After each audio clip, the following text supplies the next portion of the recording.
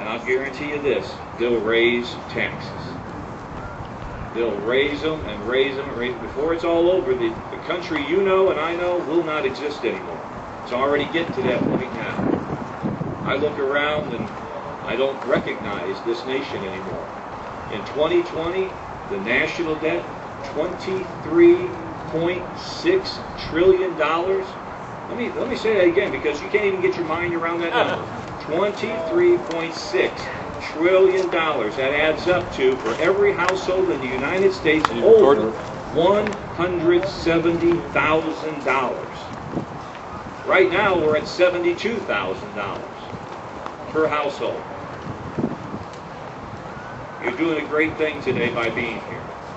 We'll continue to do this as often as we have to until they start listening. Thank you for coming. I understand that Robert Van Gorder is here.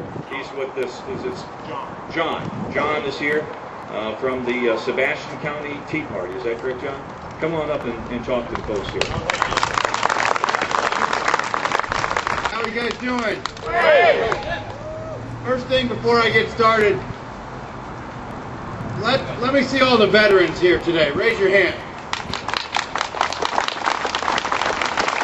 From the bottom of my heart, thank you. Because it is because of you that I can be here today. How about people who have held office, are running for office, or currently do hold public office? Again, thank you. That's what makes this system work. And you know, guys, as long as we're here, let's hear it for the Capitol Police, because they have a tough job to do, and they're out here doing it today.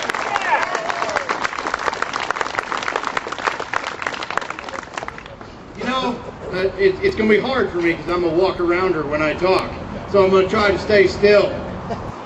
The first time I ever spoke at a tea party or any other thing like this, I was out there in a group, and a lady walked up to me and she said, "Who are you?" And I said, "Well, I'm John Van Gorder." And she said, no. Why are you speaking? And I was like, "Oh, thank you very much." And I said, "Well, I own 2 small businesses. I've pastored a church for 8.5 years. I've run for political office as a conservative and stood by those values while in office. I am essentially the poster child for the conservative movement." And when I got inside and I started my speech, I reiterated that conversation. I said, "You know what? The fact is, the reason I'm speaking here today is because I will. Because I'm willing to stand up and let my voice be heard. Not everybody's got the mouth I got, so I'll use this one." You know, the problem is, we look around us and we say, how did we get here? How did we get to this point that we're at right now? Well, let me tell you how we got here. We got here with our heads in the sand. That's how we got here. Everybody expected someone else to do it. People said, "Well, I'm not going to vote because I just don't care." Well, do you care now? Yes! People say, "I'm not going to get out because I'm just not upset about anything right now." Well, are you mad now? Yes! Are you going to stay mad till November? Yes! All right. We need conservatives in office, period. Now, I'm not here to represent any candidate today. I'm here as a representative of the citizens of the United States of America. I'm not running for nothing. I stand for Christ and Christ alone.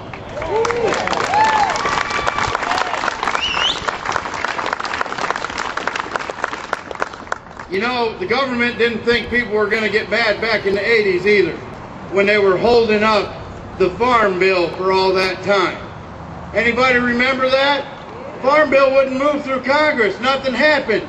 Then one day a bunch of tractors started rolling up Pennsylvania Avenue. And my gosh, they found the time to get that thing done, didn't they?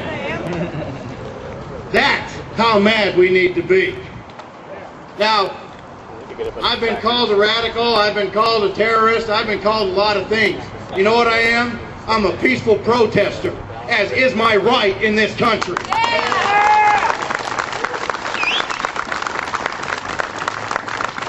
And without the same type of peaceful protest led by Martin Luther King, Barack Obama wouldn't be in the White House.